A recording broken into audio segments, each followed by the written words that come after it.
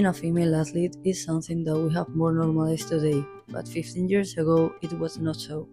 I'm much less in a sport like soccer. I started playing soccer when I was 5 years old on a boys' team, being the only girl until I was 10 years old. And people, including some teammates and many parents, disagreed and tried to ridicule a little girl who was having fun. Luckily, my parents were not like that and always supported me. After that, I joined a girls' team to compete against men. It wasn't until I was about 14 that we started competing in a women's league and women's soccer started to grow more. It was different when I came to the US and in college there was no men's team. It felt weird to me, just like others international with the same story as me. But it's nice to be the face of soccer for once and not feel like you're playing a men's sport, like you are an imposter in the sport you have been playing your whole life. Hello, here we are with Lara Ferrer.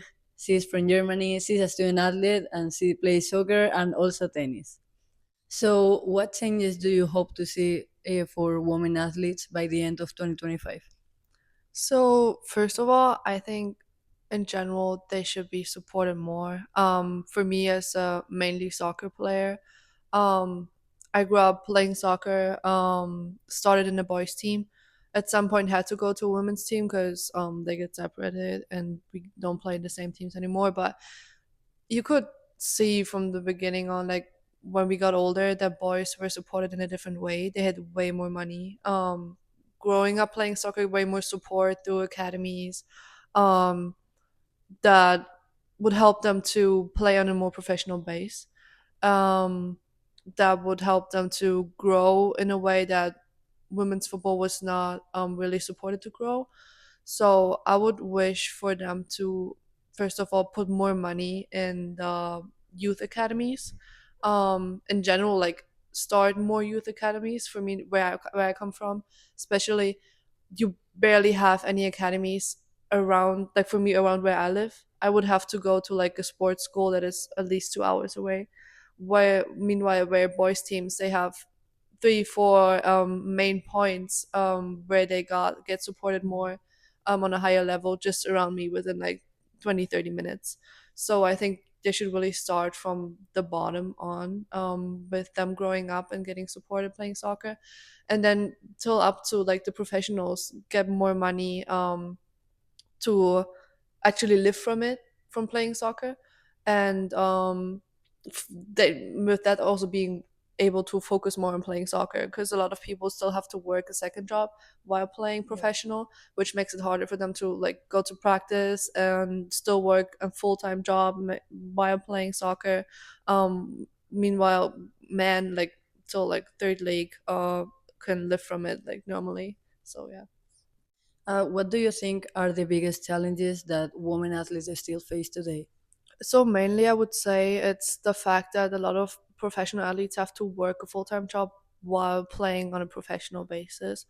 Um, for example, in the first, like in Germany, it's like the first few teams in the first league in Germany, they are like they can live from it, but then there are also other teams like within the same league, so they would have normally you would have the same standards like it's for men, but they still have to work a 40-hour job, still have to practice as let's like everybody else, Mhm. and that's also like pulls down the attractiveness of the like of the sport of watching soccer, because they're just not on the same level. So you have like the main teams that win against other teams in the same league like 5-6-0 Mhm. because they're just supported more. Yeah, I think that happens also in the Spanish league, like Barcelona and Madrid. They Yeah. are like they have many money, like much money, and the other teams they don't have more, and they don't have the same opportunities. Yeah, that's true. That's definitely how it's in Germany. You have like Bayern Munich, Wolfsburg, the main teams, and then maybe two, three more that are on the edge. But then you have teams that so like they have to work normally like 40 hours. So, do you think social media is helping or hurting women's sports in 2025? Um, I think you have to look at both sides, but for the popularity, I would definitely say it's helping them. You have some main athletes that are also really active on social media, where they get like when they get followers, people get more interested in that. They share it more. more publicity, more viewers in the Mhm. end, which also generates more money for the athletes.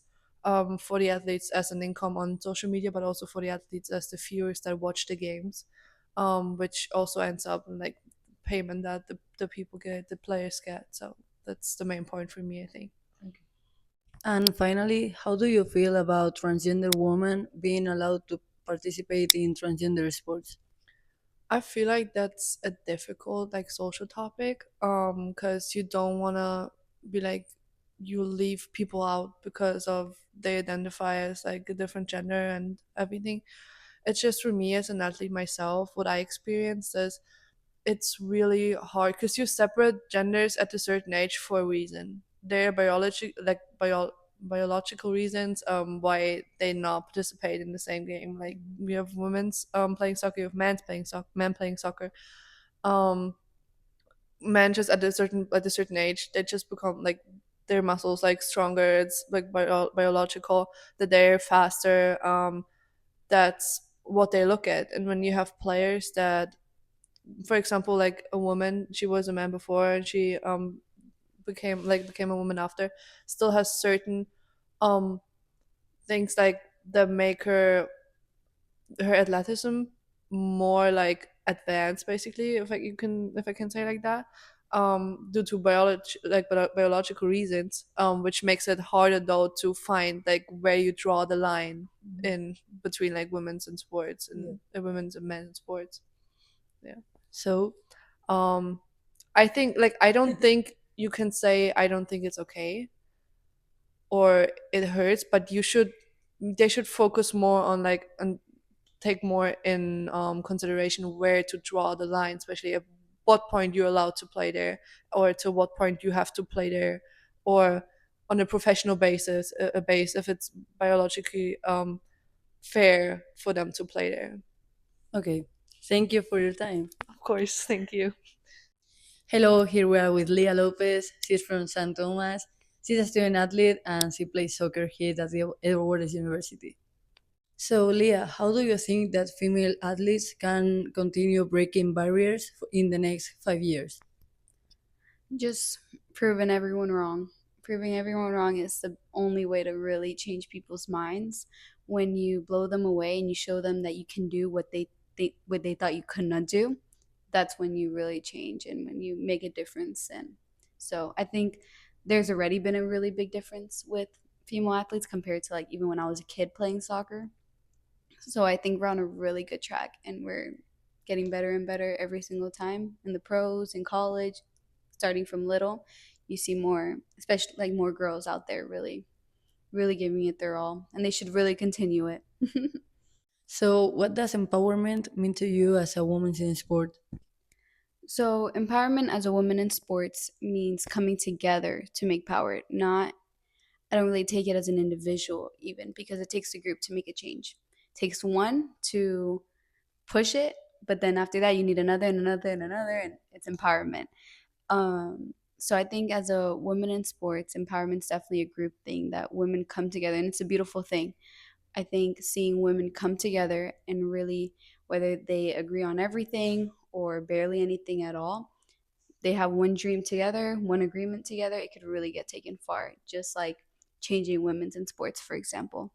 So with empowerment, it's super important, it's crucial, but it's definitely a group effort. It's a group effort where you see women from maybe all different races, all different backgrounds, all different stories come together and really push forward to what is right.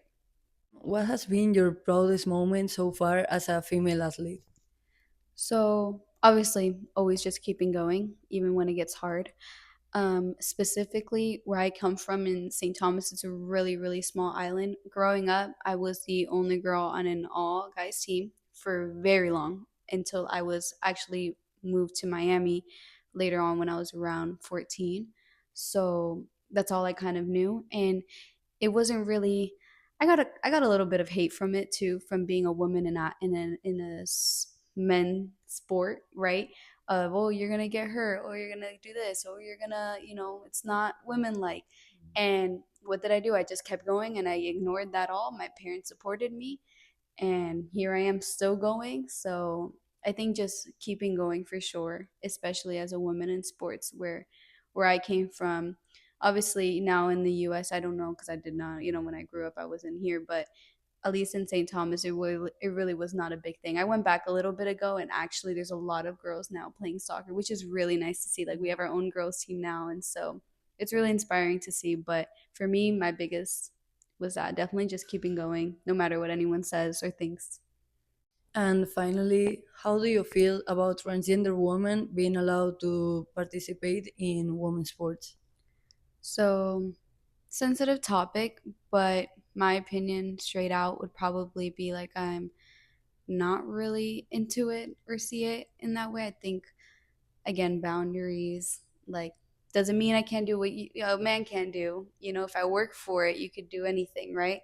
But I do think that at the end of the day, there's the science of a man's body and the science of a woman's body. Even just starting with the chromosomes, like starting from the beginning, like there's a difference and stuff. And so I think that it maybe could happen maybe in the future. Personally, if I, was told that I really probably would not support it playing against someone of the opposite gender if I'm here playing on a women's team. But that's just my opinion on that. Just kind of to keep it short and simple, I probably wouldn't be really supporting that. I think I truly support like the whole male female kind of aspect of that, especially when it comes to playing a sport. Okay, so that's it. Thank you for your time. Thank you. Where are we? We are in the 7C Nearby Fitness and Wellness Center And what did you bring me here? because here you can lift, you can do conditioning, you can do mobility, or whatever exercise that you want. Yes, but the problem is that every time I do exercise, I get super sore. Don't worry, we got ice baths in the bath, so you have no excuses. Want to take a look? Okay, let's Yeah. go.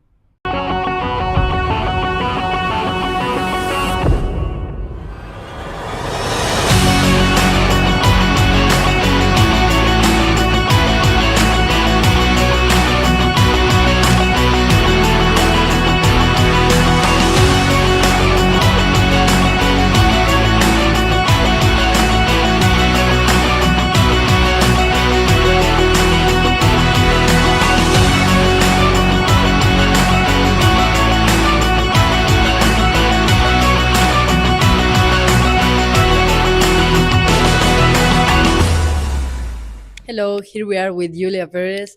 She's from Italy. She's a student athlete and she plays tennis here at Edward University. So, Julia, in what way do you think that EWU supports female athletes compared to other schools? So I don't really know about other schools because this is the first school I attend. But as for my experience here, I feel like Edward Waters could support women a bit better, a bit more. I feel like the male presence is really bigger than the female one. But for example, I know they want to like add a flag football team, so that's gonna be really cool. And for example, for tennis, there is just a women's team, so I guess it's fine. I think they're trying. I think it could be better, but it could be even worse. So it's 50-50. So, what legacy do you want to leave behind as a female athlete here at the EWU? Well, I play tennis, and this school just started a year ago. They started their tennis program, so of course, being part of a new tennis program in the first HBCU of Florida, I think it's already a big achievement, and it's gonna stay probably in the books because I was the second athlete to sign the team, so that was really nice. As for other achievements, I'm not sure. I guess we'll see what will come. But of course, we'd like to win the conference and the championship. This year we already did so much better than last year, so there's always room for improvement. And um, yeah, so definitely maybe the biggest achievement would be win the championship. So, what female athlete inspires you the most today and why? One of my favorite female athletes is a skier. Her name is Lindsey Vonn. I love her story. It's such a great story. You should really look into it. Basically, um, she won a lot in her career, and she had to undergo a lot of surgery, and every time she got back stronger than before. Well, finally, around 30 years old, she more or less she decided to retire. And then after 7 years, so I think around she was 40 years old, she reached the second place in a super G, I think in a super G cup. Well, it was in the world final cup, and she reached the podium after 7 years. So it really shows how resilience and persistence pay off. And if you want to achieve something, if you work hard, you will achieve it even at 40 years old. And she's she's here to show us. And I really love her. She's really brave and tenacious. So she's really inspiring. So, finally, how do you feel about transgender women being allowed to participate in women's sports? I personally don't agree on transgender women participating in female sports, just because even though uh, a male can undergo every surgery to become a woman, to become a transgender woman, biologically they're still going to be a male with the strength and the capacities of a male, because it's literally just embedded in their DNA. So this is going to cause them to excel and be better than a woman in any sport. For example, in track, a transgender woman would, of course, be faster than an actual woman. It's like it's I want to say obvious, because it is, because it's literally just how biologically women and men are. So yeah, I don't agree on transgender women participating in women's sports. Okay, so that's it. Thank you for your time. Thank you so much for yours. Hello, here we are with Malena Catalá. She's from Argentina, she's a student athlete, and she plays volleyball. So, Malena, what advice would you give to young girls dreaming to become a college athlete on these days? I would say that doesn't matter what, consistency is key, and as long as you keep being consistent towards your goal, you'll always get it. And if sometimes you try and you become a college athlete, there's a team for everybody. So don't ever think that you cannot make it. There's always a team for anybody, and if you work hard towards it, there's somebody that is going to give you a chance always. And I believe that being a good teammate and making somebody else better other than yourself is very important when practicing or when becoming a leader or a college athlete. And always putting in the extra work helps as well. So, what motivates you the most to keep pushing as a female athlete in 2025? Well, me personally, I feel like I've showed a lot of people wrong about me. There wasn't a lot of people that believed in me, either for my physical capabilities or for whatever reason. And that's what I did in the beginning. But I always want to make my family proud. I love that my mom is able to see me every game that I play because of the streaming and stuff. And she taught me everything that I know. So I think that what keeps me pushing is them cheering on me and the personal goals that I set. Right now, I'm a senior, so I'm not going to play anymore. But like, I can say that this past year I played because of that. And I'm thankful for all the people that helped me get through this point. And um, I believe this is why it keeps me pushing the people that loves me and the people that I love and my teammates, because there's a team sport after all. So I think you always have to push through for your team. I believe that. So, how has the support for women's athletes changed since you started your sport journey? So in Argentina, it's pretty equal when it comes to club sports, but in the representation, when it's like national sports um or like Olympic, not really Olympic sports, but like High level? yes, like the high level, the ones that they broadcast is mainly soccer, which we don't have that much visibility. But when it comes to clubs, it's pretty equal in most of them. And then I can say that when I started paying more attention to sports as a whole, like different types of sports, was when I came to the US. and I realized at least like women's basketball had more visibility, or college volleyball had more visibility when um, they play that game at that football arena, or the Caitlin Clark. It was really Caitlin Clark against LSU. Drama came on, like everybody started watching more women's sports. But I can say that as a whole, I feel like in colleges it's still very unequal. As a college athlete, I can say that they pay way more attention to men's sports, even though you play at just women's sport. They just pay more attention to men's sports. I think the main example for this is probably football. Every school that I've been through th- three schools, and it's either basketball or football they pay more attention to. And more money. More money. What means more money, really? Because like sponsors just go to a popular thing, really. So it doesn't matter if you win or you lose. It just doesn't matter. Because those teams either losing or winning, they're gonna get more visibility, more money, and more resources than we will. And those are the same athletes that are gonna get more visibility and more resources when they get out of school to play pro. So I think that we made some progress, but it's very minimal, and there's something has to get done. So it can be equal for both genders, because women's been in the sports industry for so long, and we haven't really made progress in such a long time. So I just feel like we're taking baby steps instead of taking a sprint. So yeah, I think we have a lot of work to do. So finally, how do you feel about transgender women being allowed to participate in women's sports?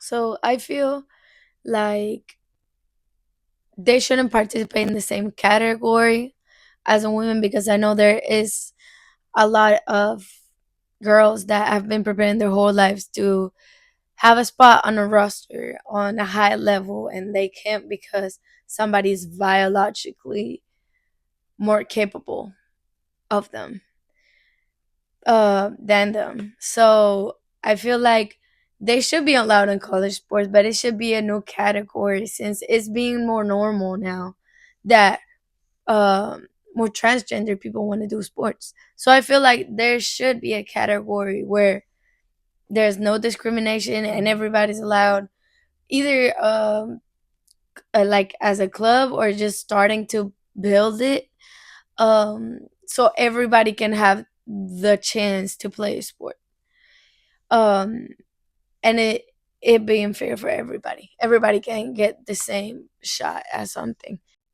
So that's it. Thank you for your time. No This problem. is the Thank you. EW Nest Student Athletic Awareness Room. Let's take a look.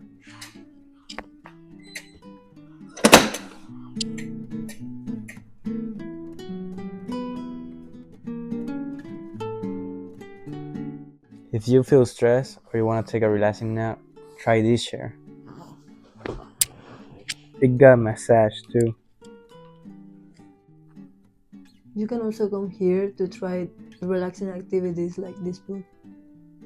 If you feel anxious and you need your space, you can come to this room where you can find fidget toys, the massage chair, a noise machine, also coloring books, and it's inspiring the nature, so it's pretty relaxing. Yes, this room was made to help your anxiety and stress or your mental health. I think this is a pretty good room to come and relax.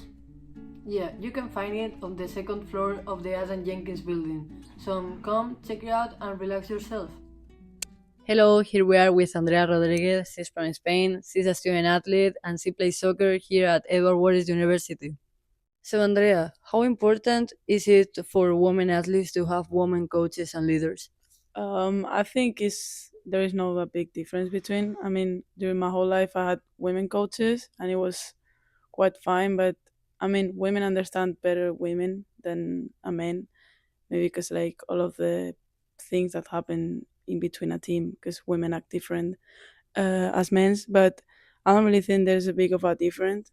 I think men are more serious about it and they just don't want drama in teams. But I feel like with women, you just have more drama, and having a women coach that understands all the drama in it can be good. But I feel like maybe it's more important in leaders to have more of a women mind, to have a mixture. But I think there should always be like a mix, not only one gender.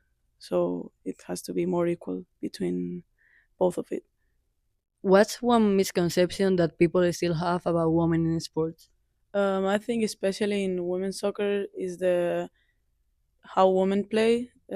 People say that we play more slow, or it's not physical enough, or that it's not entertaining. But I feel like you just have to think of it different. How women are more technical than physical, and with men you just see how is everything more physical, more power, more explosion, and you just have to understand how women play. Because I feel like it can be also really enjoyable. And I've heard a lot of people saying that it looks like a different sport, and it's kind of real because you see like how men just go back and forth all the time, and women just like to have the ball and just possess more. And I feel like it's good for the viewers to see how different the sport can be played, and I think that's it. How do you think the way that women's sports are marketed has changed since you started playing sports?